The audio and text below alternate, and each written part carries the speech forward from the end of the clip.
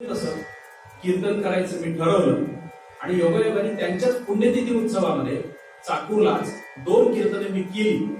चाकूरच्या बाहेरचं आजचं माझं पहिलं कीर्तन. हे इथे का आलं त्याचं एक कारण सांगतो.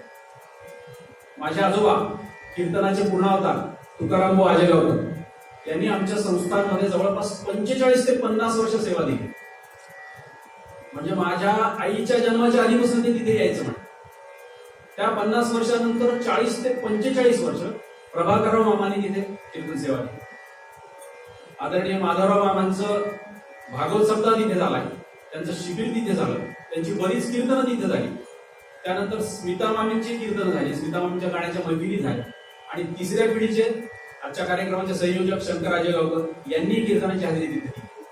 म्हणजे गेल्या 100 वर्षापासून 3 पिढ्यापासून आजेगावकर लोक आमच्या संस्थांना काहीतरी देत आहेत. आपली संस्कृती कशी आहे, कोणी पक्वांना घालून जर पात्र दिलं तर ते पात्र परत करताना लोणच्याची फोड घालून द्यायची. माझं आजचं कीर्तन तसंच होतं.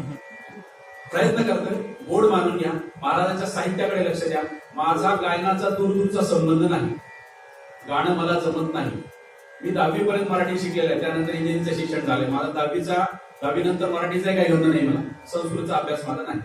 इतक्या सगळ्या नकारात्मक गोष्टी असताना सुद्धा महाराजांचं साहित्य इतकं छान आहे की त्या वैगुण्याकडे तुमचं लक्ष जाणार नाही. त्यामुळं महाराजांच्या साहित्याचा आनंद घ्या. तुम्ही सगळे मराठीचे आवडते, मराठी आवडणारे लोक आहात म्हणून हे सगळं सांगतो. हे सगळं सांगितल्यानंतर माझ्या गाण्यातल्या चुकाला तुम्ही माफ कराल असं समजतो. ज्येष्ठ मंडळींना नमस्कार करतो. तुम्हा सर्व श्रोत्यांच्या हृदयस्थ परमात्म्याला वंदन करतो आणि नारदीय कीर्तनाच्या परंपरेप्रमाणे पूर्वरूपाला सुरुवात.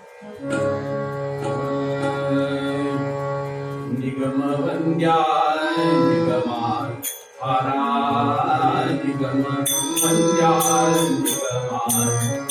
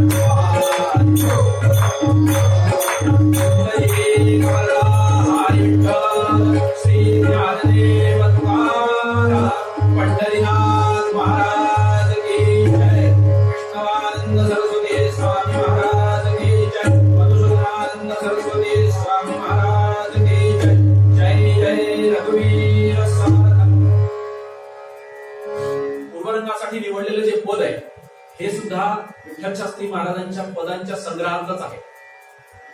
पदाचा सरळ सरळ अर्थ, पदाच्या ध्रुवपदामध्ये विठ्ठल शास्त्री महाराजांनी पूर्ण ब्रह्माचं परब्रह्माचं वर्णन केलंय. आणि पदाच्या 2 चरणामध्ये हे पूर्ण ब्रह्म, हे परब्रह्म जेव्हा सगुण रूपाने साकार झालं आणि त्यांनी पूर्णावतार घेतला श्रीकृष्णाच्या रूपामध्ये, त्यावेळे त्यांनी ज्या लीला केल्या, त्यांनी सज्जनांचं कसं रक्षण केलं, त्यांनी सज्जनांचा कसा उद्धार केला, याचं वर्णन पुढच्या 2 चरणात. आता ध्रुवपदामध्ये परब्रह्माचं वर्णन केलंय, पूर्ण ब्रह्माचं वर्णन केलंय. पदाचं विस्तृत निरूपण करण्याआधी आपण त्याचं कारण शोधू की महाराजांनी पूर्ण ब्रह्माचं परब्रह्माचं वर्णन का केलं. कारण पूर्वरंग म्हणजे गुंता सोडवायचा असतो, किंवा गणिताच्या भाषेत प्रमेय मांडायचा आणि प्रमेय सोडवायचा. आता पूर्ण ब्रह्माचंच वर्णन का केलं, त्याचं काय. आता भागवत कथा चालू आहे, आपण भागवताचाच आधार घेऊ. श्रीमद भागवतामध्ये 11व्या स्कंदात भगवान श्रीकृष्णाने उद्धवाला आपलं संपूर्ण ज्ञान दिलं, जेणेकरून त्याचा जगभर प्रसार आणि प्रचार व्हावा. त्याला उद्धव गीता म्हणतात भागवतात. उद्धवाला सांगितली म्हणून उद्धव गीता. त्या उद्धव गीतेमध्ये एक अवधूत उपाख्यान आले. म्हणजे अवधूतांनी यदुराजाला काय ज्ञान दिलं होतं हे भगवंतांनी सांगितलं. त्या अवधूत उपाख्यानामध्ये एक श्लोक आहे. तो श्लोक असा आहे, सृष्ट्वा पुराणी विविधान निजात्मशक्त्या वृक्षा सरिसुप पशु खगदंश मत्स्या तैस्तैरतुष्ट हृदयं पुरुषं विधाय ब्रह्मावलोकधिषणं मुदमाप देवा. हा तो श्लोक आहे. त्याचा अर्थ असा आहे की भगवंतानी मायेच्या साह्याने संपूर्ण सृष्टी बनवली. हे भागवत सांगताय, भगवंतानी मायेच्या साह्याने संपूर्ण सृष्टी बनवली. मग काय काय बनवलं? वृक्षा, झाडं, पानं, फुलं, वेली हे सगळे बनवले. त्यानंतर सरीसृप म्हणजे सरपटणारे सगळे प्राणी. त्यानंतर पशु, पशु म्हणजे सस्तन प्राणी, मॅमल्स. त्यानंतर खग, ख म्हणजे आकाश, ग म्हणजे गमन करणारा, आकाशात गमन करणारे सगळे बनवले म्हणजे पक्षी. त्यानंतर दंश म्हणजे चावणारे सगळे कीटक, आणि शेवटी मत्स्यान म्हणजे जलचर. ही सगळी सृष्टी एका ओळीमध्ये भागवतांनी घेतली. ज्याला ग्रंथ लिहिला लोकांनी आम्ही सृष्टी लिहिली, एका ओळीत भागवतांनी सांगितलं. ही सृष्टी बनवून झाली, पण काय झालं? तैस्तैरतुष्ट हृदयं पुरुषं विधाय. भगवंताचं मन काही भरत नव्हतं, काहीतरी राहिलंय काहीतरी राहिलंय असं त्यांना वाटायला लागलं. आणि त्यानंतर ब्रह्मावलोकधिषणं मुदमाप देवा. भगवंतानी ब्रह्माचं अवलोकन करणारा माणूस बनवला आणि भगवंत खुश झाले. कसे खुश झाले? एखादा कलाकार आपल्या हाताने एखादी सुंदर कलाकृती बनवल्यावर तिच्याकडे बघून कसा खुश होतो, तसे भगवंत खुश झाले. केव्हा? तेव्हा आताचा माणूस पाहिला तर कपाळावर हात मारून गेलो. म्हणजे भगवंतानी आपल्याला बनवलं, त्याचं मुख्य कारण काय? की आपण ब्रह्माचं अवलोकन करावं, हा त्यामागे हेतू आहे. करतो का आपण? ज्या करता पाठवले आपल्याला पृथ्वी तलावर, ते आपण करतो का?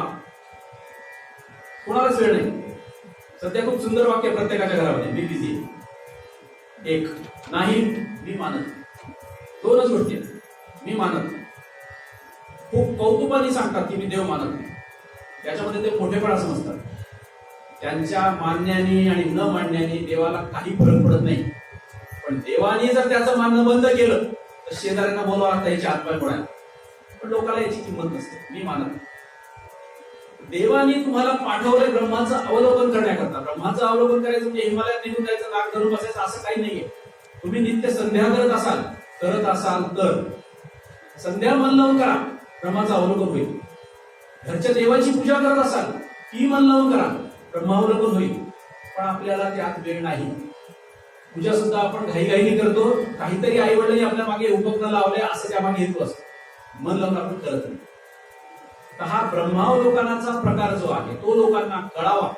आपण का आलोय पृथ्वी तलावर ते लोकांना कळावं म्हणून विठ्ठल शास्त्री महाराजांनी ध्रुवपदामध्ये पूर्ण ब्रह्माचं वर्णन केलं. आता आपण एक एक शब्दाचा अर्थ घेऊ. पहिलं निगम वंद्या. निगम म्हणजे वेद. वेदांनी ज्याला वंदन केलं असं ते पूर्ण ब्रह्म. आता वेदांनी वंदन केलं तर काय? सगळ्यांना माहितीये की पृथ्वी तलावरचं सगळ्यात जुनं वाङ्मय, सगळ्यात सनातन वाङ्मय म्हणून वेदाची प्रसिद्धी आहे. काल परवा अमेरिकेने सुद्धा त्याला मान्यता दिली आहे. हे का सांगावं लागतं? आपल्याला सवय लागली आहे की गोऱ्या कातडीने म्हणलं की आपण मान डोलवतो. आपल्या ऋषीमुनीने सांगितलं आपल्याला पटत नाही. वेद हे पृथ्वी तलावरच्या सगळ्यात जुनं वाङ्मय आहे. हे आता सुद्धा मंदिर आहे, जुनं सुद्धा मंदिर. इतके ते वेद जुने आहेत. किती जुने आहेत वेद? भागवताच्या पहिल्या स्कंदाच्या पहिल्या अध्यायाचा पहिला श्लोक त्यामध्ये वेदाबद्दल सांगितलं. तेने ब्रह्महृदाय आदिकवये मुह्यन्त्यत् सूरया. भगवंताच्या नाभी कमलातून ब्रह्मदेव ज्यावेळेस निर्माण झाले त्यावेळेस ब्रह्मदेवाला भगवंतांनी तप करायला लावलं आणि त्याचं तप पूर्ण झाल्यावर त्याला सांगितलं की आता विश्वाची निर्मिती करा. त्याआधी भगवंतांनी संकल्पाने आपल्या हृदयाचे वेद भगवंताच्या ब्रह्मदेवाच्या हृदयामध्ये घातले. ते हृदयचे ते हृदय घातले. म्हणजे विश्वनिर्मितीच्या पूर्वी वेद होते. इतके वेद जुने आहेत. म्हणून वेदाचं पठण करायचं, म्हणून वेदाला सांभाळायचं, म्हणून वेदाचा स्वाहाकार करायचा. पैशाचे हात झालेत किंवा वेळ भरपूर आहे म्हणून करायचा नाहीये. वेद सगळ्यात जुने आहेत. इतक्या सनातन वाङ्मयानी, इतक्या जुन्या वाङ्मयानी ज्याला वंदन केलंय तो किती मोठा असेल. कसं आहे, तुलनात्मक प्रमाणात्मक गोष्टीमध्ये बोललं की आपल्याला कळतं. भगवंताचं विराट स्वरूप तुम्ही भागवतामध्ये पाहिलं. विराट स्वरूप का दाखवलं? की तो किती मोठा आहे आणि आपण त्याच्यासमोर किती छोटे पडतो हे आपल्याला कळावं म्हणून विराट स्वरूप आहे. तसंच वेद किती जुने आहेत आणि तेवढे जुने वेद त्या भगवंताला वंदन करतात. म्हणजे भगवंत किती जुना आणि मोठा असेल. निगम वंद्या. आता वेदांनी त्याला वंदन केलंय, वेदांनी त्याला स्तुती केली आहे. प्रश्न येतो ना, काय केली स्तुती? एक एक प्रश्नाचं उत्तर घेत पुढे चालू आपण. मी फार तात्विक बोलणार नाही, फार जड बोलणार नाही, मला माहिती आहे. त्याचं कारण असेल मी आज जड बोलून जाईल, उद्या तुम्ही संयोजकाला घेराव घाला उदाहरण लावलं म्हणून. तसं मी काही करणार नाही. तुम्हाला रुचेल पचेल असंच बोलतो. वेदांनी जी स्तुती केली आहे ती खूप मोठी आहे. वेदस्तुती खूप मोठी आहे. पण वेदस्तुतीच्या पहिल्या श्लोकाचं पहिलं चरण फक्त मी घेतो. जय जय जय यजामजित दोष कृपित गुणाम तोमसी तदात्मका समवरुद्ध समस्त भगाहा. अशी वेदश्रुतीच्या पहिल्या श्लोकाचं पहिलं चरण. त्याचा अर्थ काय? जय जय जय. भगवंता तुमचा जय जयकार असो, त्रिवार जय जयकार असो. शब्दाची द्विरुक्ती व्याकरणानुसार दोष आहे. तो दोष पत्करून वेदांनी भगवंताची स्तुती केली की तुमचा त्रिवार जय जयकार असो. तुम्ही कसे आहात? अजामजित. तुम्ही मायेवरती एक विजय मिळवलेला आहे. तुम्ही एकमेव आहात. तुम्ही मायाधिपती आहात. जी माया आमच्यामध्ये दोष निर्माण करते तिच्यावर तुम्ही विजय मिळवला. त्यामुळे भगवंता त्या मायेला दूर करा जेणेकरून आम्हाला तुमचं दर्शन होईल. हे कथा कीर्तन प्रवचन हे जे ऐकायचं ना, भगवंताच्या प्राप्ती करता नाही. भगवंत आहे तिथंच आहे. त्या भगवंतावरती पडदा आलाय मायेचा. तो मायेचा पडदा दूर करण्याकरता कथा प्रवचन. तर वेद भगवंताला विनंती करताय की माया दूर करा जेणेकरून आमच्या दोष निर्माण होणार नाही आणि तुमचं आम्हाला दर्शन होईल. भगवंत कसे? त्वमसी. तुम्ही असे आहात की तुम्ही स्वतःच्या प्रकाशाने, प्रकाश म्हणजे ज्ञान, स्वतःच्या ज्ञानाने स्वतःच्या ताकदीने संपूर्ण भग मिळवलेला आहे. ज्यांनी गुण मिळवले तो गुणवान, ज्यांनी धन मिळवलं तो धनवान, असं ज्यांनी भग मिळवलं तो भगवान, तो भगवंत. मग प्रश्न येतो भग म्हणजे काय? एक एक गुंता सोडवतो आपण थोड्या वेळा. आता भग म्हणजे काय? भग म्हणजे काय हे सांगण्याकरता माऊलींनी खूप सुंदर ओवी सांगितली. ऐका यशस्वी औदार्य ज्ञान वैराग्य ऐश्वर्य हे 6 गुणवर्य वसतीचे तोच खरा भगवंतो ते संघाचा सांगा तू पार्था होय दत्तचित्त. माऊलीने सांगितलंय की षडगुण ऐश्वर्य संपन्न तो भगवंत. कोणते कोणते गुण आहेत? यश, श्री, श्री म्हणजे संपदा, लक्ष्मी, श्री म्हणजे संपदा, औदार्य, ज्ञान, वैराग्य आणि ऐश्वर्य. हे 6 गुण ज्यांनी मिळवले, 6 गुणावर जो राज्य करतो तो भगवंत. असा भगवंत. ही भगवंताची थोडक्यात व्याख्या तुम्हाला कळण्यात. असं ते वेदांनी त्याला वर्णन केलंय, असं वेदांनी त्याची स्तुती केली म्हणून निगम वंद्या. आता निगमाधारा. निगम म्हणजे वेद पाहिला आपण. निगमाधारा. आता वेदाचा आधार. कुठलीही गोष्ट आपण बोलायला लागलो किंवा कुठल्याही गोष्टी आपण छापल्या तर समोरचा माणूस विचारतो कशाच्या आधारावर तू हे सांगतोस. तसं वेद कुणाच्या आधारावर बोलतायत? भगवंताच्या आधारावर. म्हणून निगमाधारा. आणि वेदाला पदोपदी भगवंताने आधार दिला. भरपूर उदाहरण आहेत त्याचे. त्याच्यातलं एक उदाहरण तुम्हाला देतो. मत्स्यपुराणाची कथा तुम्हाला माहिती आहे सगळ्यांना. ज्या वेळेस प्रलय आला त्यावेळेस भगवंतांनी सत्यव्रत राजाला सांगितलं की संपूर्ण वेद घेऊन तू एका होडीमध्ये बस, त्या होडीला वासुकीला बांध, मी मच्छाचा अवतार घेतो आणि माझ्या शिंगाला वासुकीचं दुसरं टोक बांध.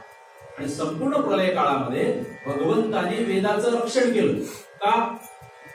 की सृष्टी बुडाली तर दुसरी सृष्टी मला निर्माण करता येईल, पण ह्या सृष्टीचं व्यवस्थापन करणारा जो ग्रंथ आहे तो ग्रंथ परत परत निर्माण करणं अवघड आहे, त्यामुळे त्याचं रक्षण झालं पाहिजे म्हणून स्वरा. म्हणून तो भगवंत निगमाधारा, वेदांना आधार देणार, निगमवंद्या निगमाधार. आगम रूपा आगमाचार.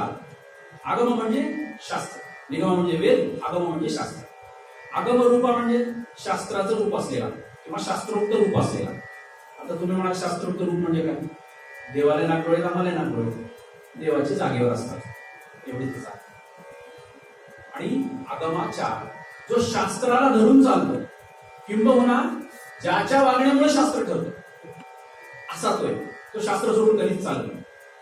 आणि असं पूर्ण ब्रह्म, असं परब्रह्म जेव्हा सगुण रूपाने साकार झालं, श्रीकृष्ण परमात्मा म्हणून पृथ्वी तलावर आलं, त्यावेळेस त्यांनी काय काय लीला केल्या तर पुढच्या 2 चरणामध्ये महाराजांनी सांगितलंय. त्याच्या आधी एकदा सुंदर भजन करा. भजन करणं म्हणजे वॉर्म.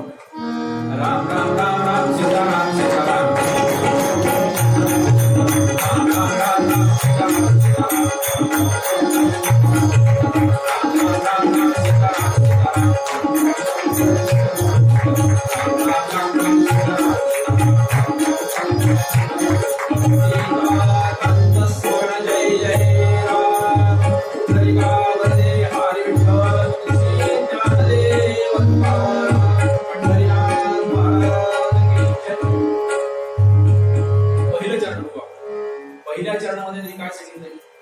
प्रिया रमणी असता अब्जा.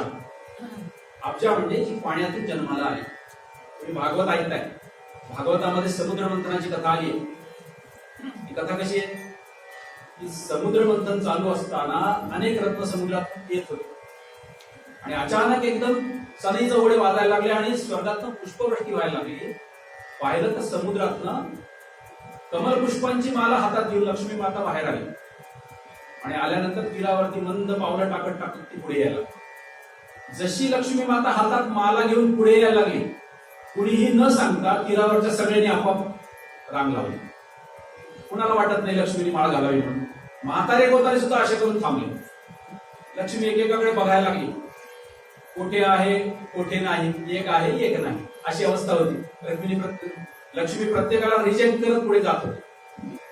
बरीच पुढे गेल्यानंतर तिला भगवान शंकर दिसले. हलाहलाचा विषय झाला होता, हलाहल पिण्याकरता आले होते. शंकराला पाहिल्यानंतर लक्ष्मीने लोटांगण घातलं. का? मुलींना पाहिजे तसा वर जर मिळवायचा असेल तर शंकराची आराधना करायला. तर लक्ष्मी मातेला माहिती होती, ती स्वयंवरा होती. तिने शंकरांना लोटांगण घातल्यानंतर शंकराने सांगितलं की तुला पाहिजे तसा पती मिळेल, तिकडे झाडाखाली बघ. भगवंत झाडाखाली आपले शांताकार निवांत झोपलेले होते. लक्ष्मीकडे पाठ करून झोपले होते. लक्ष्मी माता तिथे गेली, तिने भगवंताला आवाज दिला.